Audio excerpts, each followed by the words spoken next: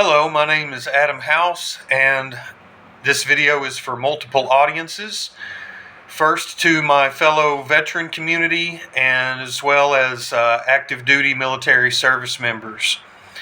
I am a retired disabled United States Army 173rd Airborne 2nd 503rd Infantry Battalion combat veteran of the global war on terror. I deployed to the Kunar province of Afghanistan in 2007 and 2008 in Operation Enduring Freedom. And I am very troubled by what I see going on in our country right now. I take my oath to the Constitution very seriously, always have, and I've always considered myself a patriot who very deeply believes in the American values, the Constitution, especially the Bill of Rights. Our natural rights, our human rights, and what I'm seeing under this second Trump administration, and I will call it a fascist regime because that is what it is, and that's not hyperbole. ICE agents, federal officers, masked faces with failing to identify themselves, kidnapping people off of American streets, immigrants as well as Americans, disappearing people, sending people to foreign prisons that amount to concentration camps. This is not the America that I took an oath to defend. This current Trump regime is a domestic enemy of the Constitution, a domestic enemy of we the people. And yes, again, without being hyperbolic, the Trump administration is a terrorist administration, and Trump is a terrorist. There's no hyperbole about that. Trump fomented an insurrection, attempted a coup, and he got Americans killed in the process. Donald Trump is directly responsible for the deaths of Americans that happened as a result of his attempted coup against the Constitution and we the people. Unfortunately, our country has seen fit to put this terrorist traitor back in the Oval Office. And this reign of terror, this state-sponsored terrorism against our country that is being perpetrated by this wannabe tin-pot dictator in the White House is completely and totally unacceptable. My fellow veteran community and active service members, last weekend I saw Trump go down to Fort Bragg and stand in front of a audience of soldiers of the 82nd Airborne Division and give a demagogic speech. In this speech, one of the things that he did was continue to call out the media as the enemy of the people, as he said in the past, and to rile up this audience, this captive audience of soldiers, to cheer as he spoke poorly and verbally attacked the media in his presence. I want my fellow veterans and service members to think about that. Think about if you were a professional journalist and you were in that room and the President of the United States is getting a room full of military service members, combat soldiers, line unit soldiers, to cheer as he verbally attacked the media in that room. Think about if you were a journalist. What if it was your husband, your wife, your mother, your father, your daughter, your son, your uncle, your aunt, your niece, your nephew, who was a professional journalist in that room when that happened? Can you imagine how that would make you feel? Can you imagine how that made them feel? This is a complete abdication of responsibility. It is grossly negligent. It is conduct unbecoming from the commander-in-chief. And for those soldiers who were there, you need to lock up your military bearing. And the officers, now I was just a lower enlisted guy, so you can laugh me off all you want to, but when I was in the military, I was not a perfect soldier, but I did my damn best. All right. And this military bearing is something that's serious. It means something. So those of you who are officers at Fort Bragg that let this happen, you're wrong for that. And you need to police up that military bearing and tighten it up. When I wore the uniform, it was obvious. It was an obvious part of our military culture to never do anything to make the American people scared of their own military. You never, when you wear the uniform, you never do anything that would cause an American to fear you. Never. It's gross, it's negligent, it's irresponsible, it's unethical, it's even immoral. All right, so Donald Trump, you need to clean up your act. Those officers in charge at Fort Bragg, you need to clean up your military bearing and tell the commander-in-chief when he wants to do something that's against the Constitution, that's against the law, you need to let him know that you will not follow unlawful orders.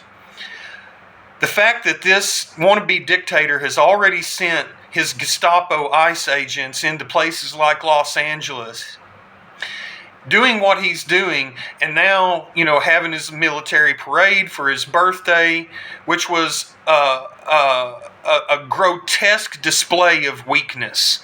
It did not make our military look good. It did not make our president look good. In fact, it made them both look weak and disgusting.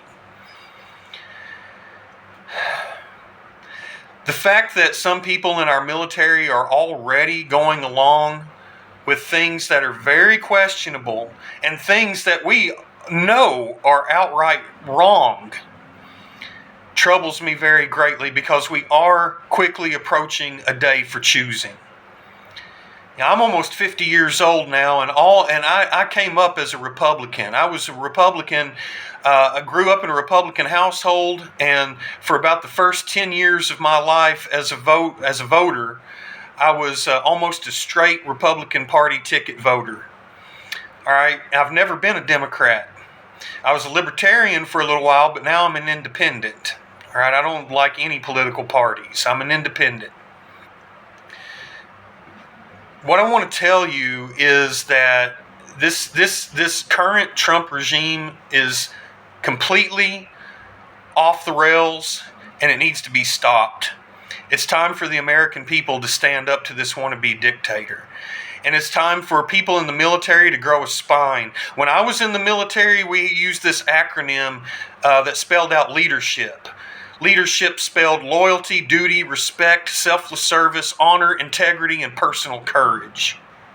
And right now, I want to see more loyalty to the Constitution out of the military.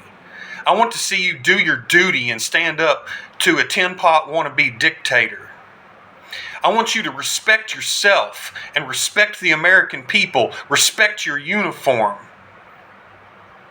I want you to engage in selfless service and understand that you're not to be a bully. You're not to be an overseer. You're not to be some kind of taskmaster. You're to be a servant of the American people.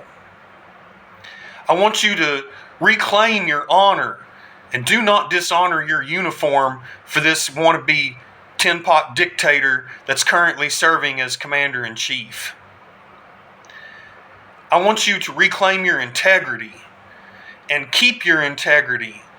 Even in the face of unlawful orders, you need to stand up and use your personal courage. Right now is the time to call on those who believe in the Army values to exercise personal courage and do the right thing. You took an oath to the Constitution, not to a wannabe dictator. America, it's time to stand up. This is a time for choosing. Almost 50 years old, and all my life I've heard this is like a cliche about, if the government were to ever become tyrannical and there was a situation where you have the government versus the people, people talk about how that might come down to whichever side the military chooses. And the question has always been, which side would the military choose? Would the military go along with a tyrant, a despot, Or would the military stand with the American people against a despot, against tyranny, as we did in the American Revolution against the King of England? I'm part of that tradition. My blood is part of that tradition. On both sides of my family, my bloodline goes back before the American Revolution here in the United States. My mom's side of the family, there's a rich tradition, a rich history of fighting in the Revolutionary War. On my father's side of the family, I had people as a Kentuckian, a border state during the Civil War, I had family on both sides of the Civil War. I had an uncle that fought in Korea. I have another uncle that fought in Vietnam, and I fought in Afghanistan. My family has served this country, and I continue to serve this country, and I want my fellow Americans to understand that what's happening now cannot be tolerated. We cannot let this happen. We, the people, must have a zero tolerance policy. Zero tolerance policy for despots. Zero tolerance policy for dictators. Zero tolerance. Trump needs to be deposed. He needs to be removed from office. And if the Congress of the United States is going to continue to abdicate their responsibility, then sic semper tyrannis by any means necessary. Do not let the military be politicized. My fellow veterans need to understand our veteran community has not always enjoyed the love and admiration of the American people. The generation of Vietnam War veterans, the generation that came before mine, were spit upon when they came back from Vietnam. And it's taken a long time for us to rebuild trust with the American people and to once again enjoy the admiration and respect of the American people. And we should not squander that. But if we stand behind a tin-pot dictator and cheer him on as he demagogues and divides our society, then we will not for very much longer enjoy the admiration and respect of our fellow Americans. And that would be so horrible. You know, my generation of veterans, our generation of the global war on terror veterans, we have enjoyed being able to come back to a country that loves us and appreciates us, respects us, and supports us. We were able to come back from combat to veteran service organizations and help assistance programs like Wounded Warrior Project and on and on and on. And I think we're very fortunate. We should count our blessings for that. We need to understand that we can lose that as well. We need to keep our integrity, my fellow soldiers and veterans, Marines, airmen, sailors, all of the above. We have to keep the respect of the American people, and we have to stand with the American people. You know, the Army was born before the United States was constituted as a country. We talk about July 4th, 1776, our Declaration of Independence, throwing off the monarch from England, old King George. All right? Well, the Army was really born on about April 19th of 1775. Technically, officially born on June the 14th of 1775. Because those were the days of the first shots of the American Revolution, when we, the people, stood up to a tyrant and as citizens became soldiers to secure the blessings of liberty to ourselves and to our posterity. That is the tradition that we must hold to. The Civil War veterans who fought, you know, as a Southerner who grew up in an area where people still fly the Confederate flag in a lot of places, bumper stickers on their cars and everything else. I was taught a lot of Lost Cause mythology, and And my head was filled with a bunch of garbage, pro-Confederate garbage. And it took many years of deprogramming and learning actual history, being an academic, to get through that fog of conspiracy theories and Confederate Southern propaganda, the white Christian supremacist propaganda and antebellum romanticism. Had to get through all of that to understand. The reality of it is, any way you want to cut it, yes, there are nuances. Yes, there are caveats. Yes, there are more complexities to it. But when you boil it down to a nutshell, the Civil War was about slavery. And the Union fought to free the slaves. In fact, a lot of black people themselves fought for their own freedom, and they deserved to have it. They deserved to keep it. They deserved to enjoy it in its fullness. Liberty and justice for all. Those Southern Confederate soldiers, while you may, if you were an offspring of one of those, if they're your ancestors, you may appreciate the fact that they stepped forward as soldiers, but ultimately those people were killing people who were trying to free slaves. The Confederates were traitors. Ultimately, the Confederate Army were traitors, and they murdered hundreds of thousands of Union soldiers and Northerners who were trying to abolish slavery and preserve the Union, among other things. We owe it to the Union Army to continue to stand for what they won, what they won through their blood and their hard-fought victories. And for those of us who have come on since then, who have worn the uniform with integrity and brought honor to our service, served the American people honorably, and kept our oath to the Constitution, and even after we've separated from service, got that DD-214 in hand, we can still serve the American people. And I will, and I do. And I call upon you to do the same. To my fellow veterans and military service members, today is the day for choosing. Choose you this day whom ye shall serve. Choose you this day whom ye shall serve. Look at the White House. By your fruits ye shall know them.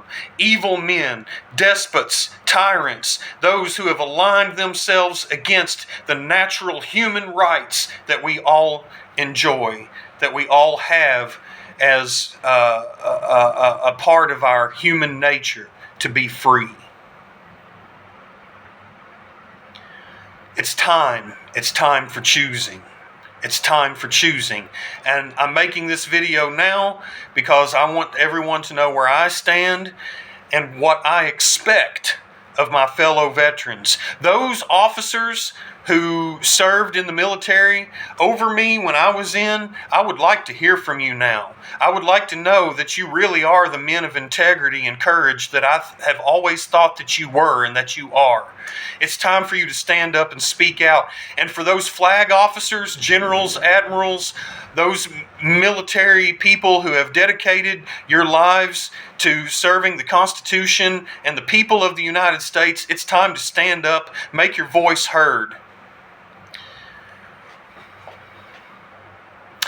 To the Trump administration, your days are numbered.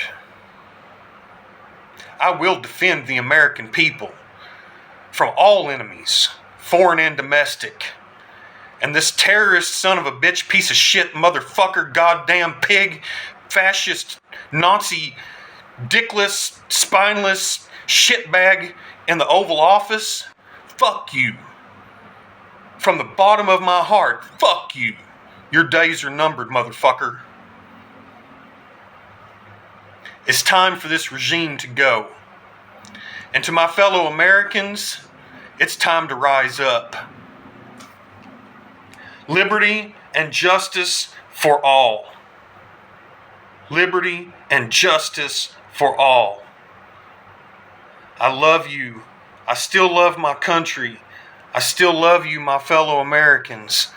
and our love of each other and our love of our country and our love of our values of freedom, liberty, and justice for all is what will carry us through this time of hate and extremism and violence.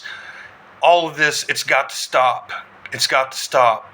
It's time for us to stand up and assert ourselves, just like the revolutionaries did with the tyrant in their day, just like the Civil War Union veterans did in their time. There's so much I could get into here. The history of it, the social science of it. But ultimately, just understand that we are now in a time of choosing, and it could be any day now. Any day now, this fascist president could issue an unlawful order that will result in violence between the military and the American people, and we can't let it happen. And if he does issue such an order, we need him to know that it's not going to happen, that he will be supplanted and he will be deposed before he is allowed to visit violence on the American people. And that's what has to happen, and that's where I stand. Here with my life, I dedicate again to the support, protect, and defend the Constitution of the United States and we the people from all enemies, foreign and domestic, including this fascist, terrorist regime of Donald Trump. Liberty and justice for all.